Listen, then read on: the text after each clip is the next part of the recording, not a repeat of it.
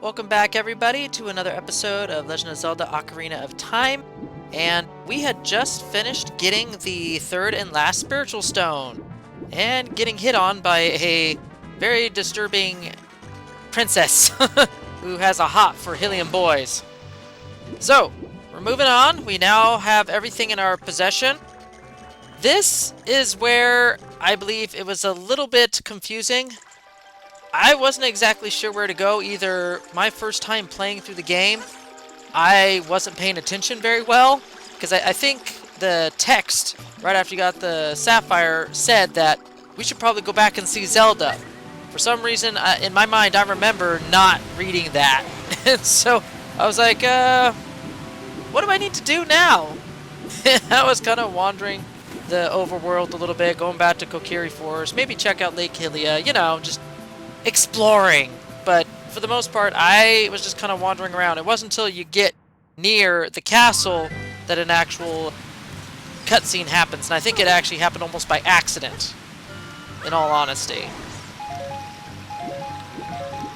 I mean, this was literally one of the first 3D games I ever played. It really was.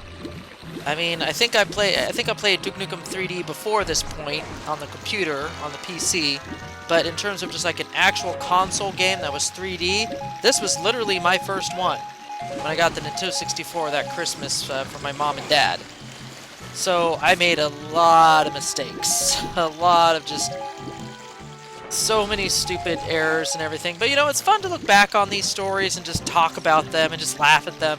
And I'm pretty sure a lot of people have had stories just similar to mine's, just doing stupid stuff when you were younger because you just weren't making the connections in your head that the game developers wanted you to make. So first and foremost, I actually want to do a little scene with Epona. And the only reason why is not necessarily to... I wouldn't say it ruins my challenge, because you don't really need Epona for a minimalist run. I just want to get her just because. And in all stretches of the imagination, she doesn't really help one way or the other, negatively or positively, to the overall game experience as a minimalist run. She doesn't. So I'll talk more about Epona in a second, but right now, obviously, the drawbridge is up during the day, which is definitely a bad sign.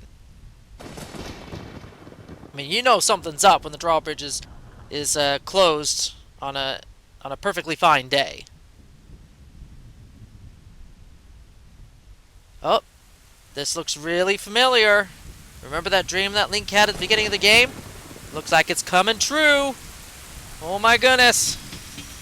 I don't think any Zelda game after this, other than Skyward Sword, the latest Zelda, at least as of this recording, has used this, I guess, storytelling device of a dream that actually comes true later in the game. And I think almost Skyward Sword does it as an homage to Ocarina of Time, which is the first game to do this type of storytelling device.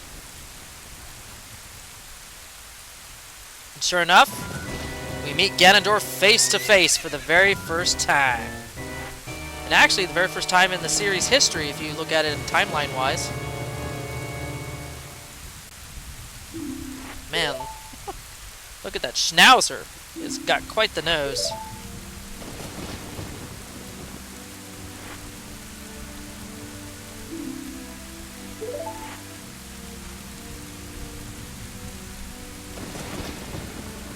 Another interesting detail that I didn't notice until years later about Ganondorf is that every single character and NPC in the game or in Hyrule has pointy elf ears. Ganondorf and all the Gerudo do not have pointy ears. They have round ears like humans. I just thought that was very, very interesting that they actually made that distinction, at least in the ears anyway, between the Gerudo and everyone else in Hyrule. So they're really outsiders to this whole land here of Hyrule. I mean, they look pointy now, but that's just because of the model. But if you look in the artwork for Ganondorf and for other Gerudo characters, they have rounded ears. So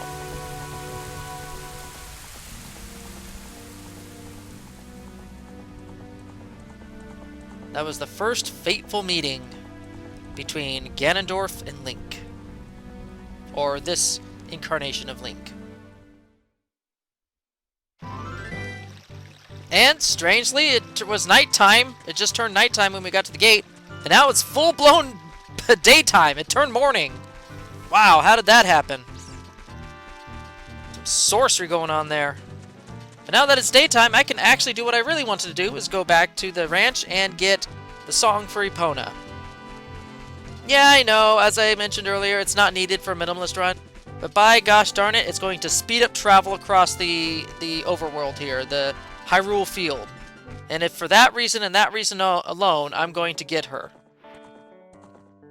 I mean, the only reason you'd use, or she's actually required, Epona as a horse, is basically to fulfill a particular quest to get the big Goron sword, and you can't warp in between locations without ruining a timer, so you have to use her to quickly get from place to place to fulfill certain timers on this fetch quest. That's really the only time you actually use her, other than getting the 4th bottle. Killing Pose on horseback.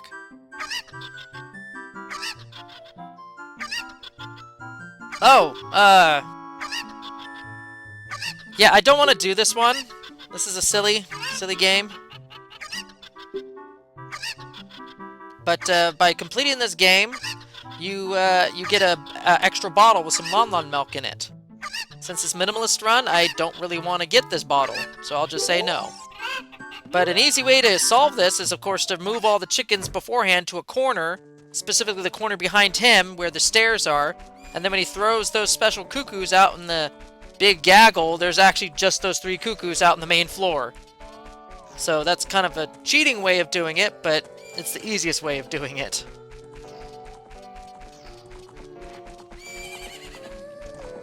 And here is Malon. Wow, if you want to talk about a lot of headcanons out there with a whole bunch of fans, it is strongly implied that this girl is the one that this Link marries, and later on in Twilight Princess, which does flow down this same timeline in terms of the whole overall Zelda timeline, is the mother and father, at least the ancestors of the Link in Twilight Princess. So there's a lot of things going for that theory. But right now, in fact, in this entire game, there's really nothing indicating that there's any sort of attraction. Maybe her calling him a pet name, little grasshopper, or fairy boy, or whatever. There really isn't any sort of inkling that there's an attraction between the two, but a lot of fans really want to push these two together as a couple, as a ship.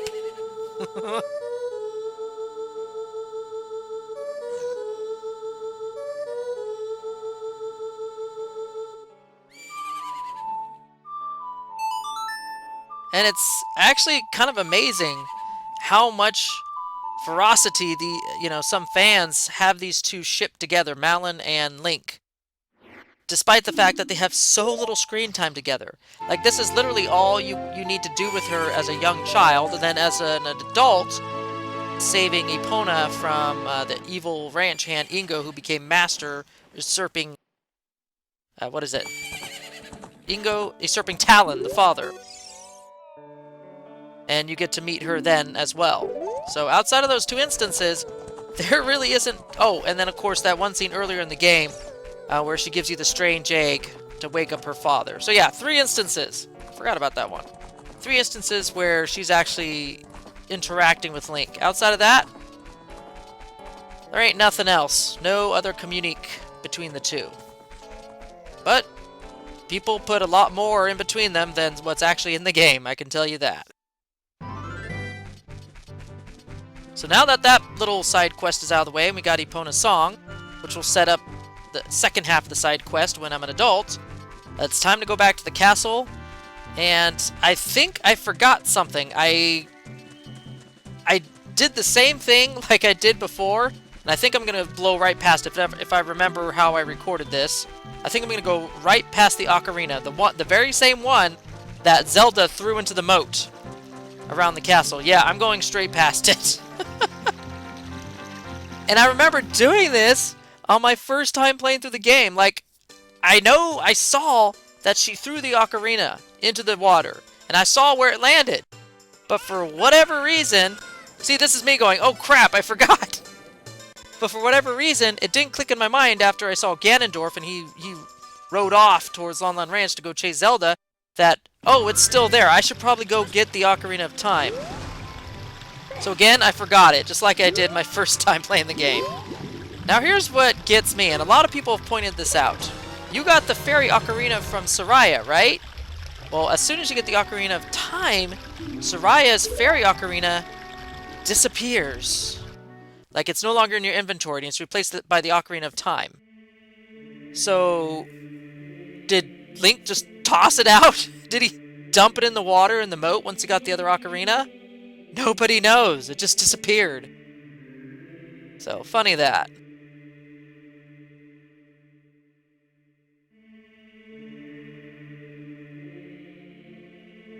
So this is almost like a vision of a sort, that I guess she cast some sort of spell on the ocarina so that when Link touched it, he would get this vision. Which sucks, because if he actually got this vision in the middle of the moat, I don't know about you, but I'd rather actually wait for the vision to come to me after I get back on dry ground and not while I'm trying to tread water.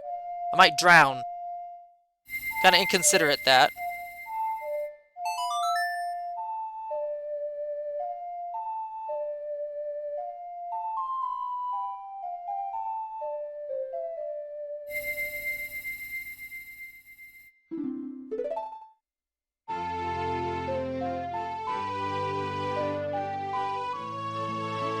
And I think except for one more song, that's all the primary songs that you'll play on a regular basis.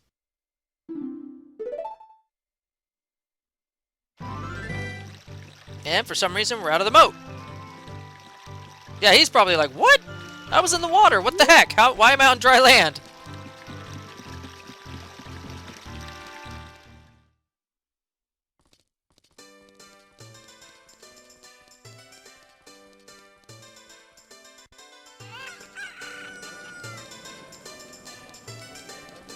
Remember this place well. Look at how it was. It will not be like that again the next time we see it.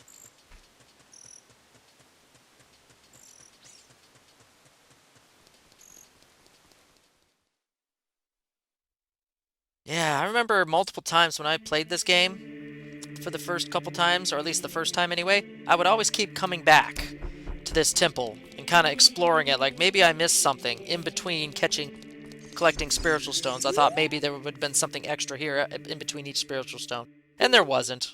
The only reason you come here is after you collect all three.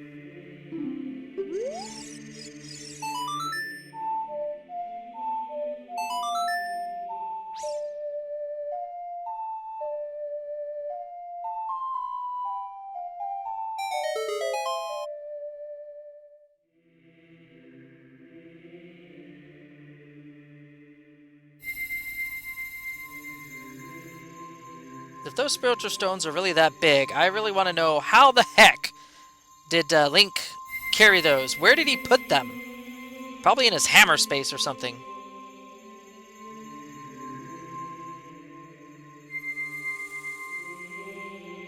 And this is the first opening that we see, at least chronologically in the game series, of the Door of Time. I think Ocarina of Time introduced the Temple of Time, and almost every other game since then has had the Temple of Time in some shape, form, or another. Wow, we spent all this time collecting 3 spiritual stones just to open the Door of Time so we could access the Master Sword. And there's a window up high that we could have just climbed up, broken, and just gone to the same room anyway. A lot of people have made a couple points on that too. See, there's a window up high. We could have just got in from there. Shoot.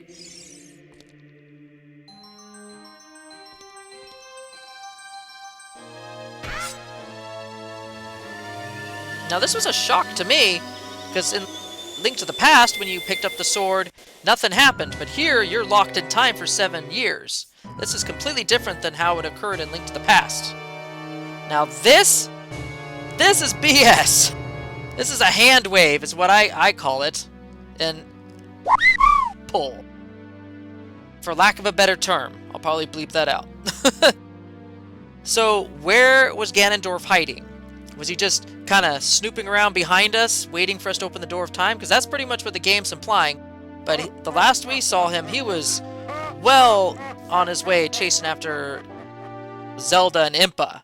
He was nowhere near the Temple of Time. And even if you took your time getting from the Ocarina of Time to the Temple of Time, once you picked it up from Zelda, he must have been waiting a long time for you to come by if you were going to finish all side quests, collecting all pieces of heart and everything, and then finally going back to the Temple of Time. I don't know, something about that seems like it's too rushed, too much of a hasty story decision that, oh, he was following him all along, and he happened to be just right there when the Master Sword locked Link away for 7 years and opened up the realm to the Triforce, where the sacred realm where the Triforce is. I just don't like how that played out. But whatever. We're now 7 years ahead. We're in the Temple of Light, as it were.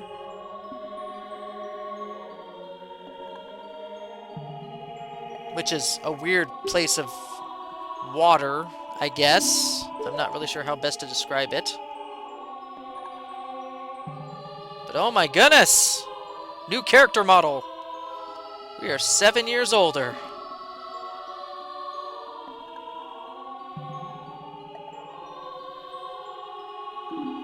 Yep, definitely grown up. I think he's like 17, 18 years old at this point. An adult.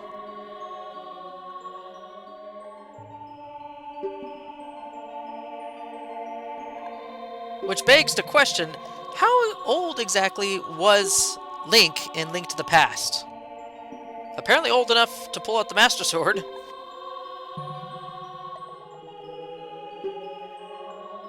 Hey, that's the first time we were actually given proper option of saying, yes, we understood it, rather than having a default to no and having the character repeat it. Kapora Gabora, this person is not.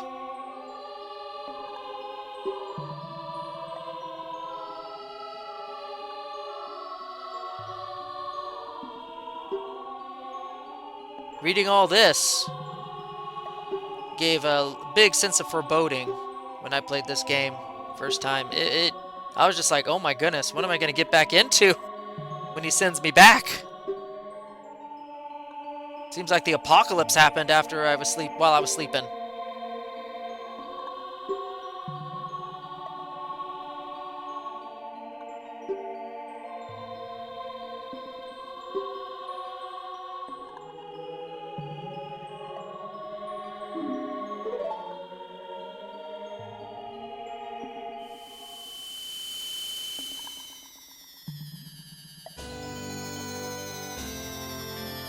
And we just get right off the bat the Medallion of Light.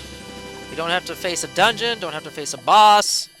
I almost want to say there probably was a Temple of Light planned at some point, and that I'll get to that way, way later in this play series. When we get to Ganon's Tower, which I think was supposed to be a Temple of Wind, almost. But they kind of just combined certain aspects of other dungeons into the existing ones and cut out a dungeon completely. So instead of 6 dungeons as an adult, it ended up just being 5. So you gather 5 medallions out in the world and you get a freebie 6th one from Raoult.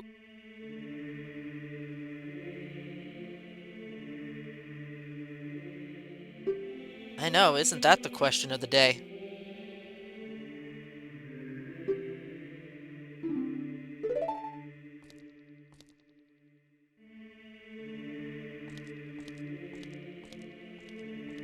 Ooh! Who's this?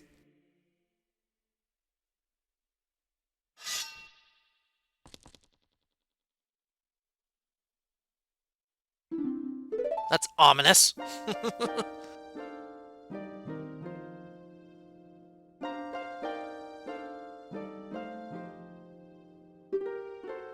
Ah, and so she pretty much, or whoever this character is, pretty much lays out the rest of the dungeons for you, line by line. Here's where you need to go. This is what you're going to need to do, and here's the MacGuffins you're going to need to collect for the second half of the game. Ah. Last of the Chicas.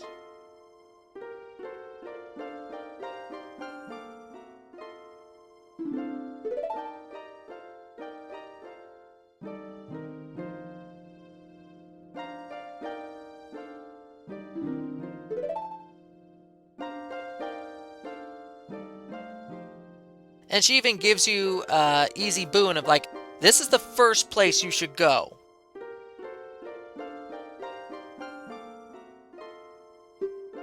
So the game kind of subtly leads you in the direction of where you need to be. But first, Kakariko Village. There's an item there. Even though it doesn't exactly tell you where the item is, at least gives you a general area where to look. But this is a good place to stop this particular video. So until the next time, see y'all later.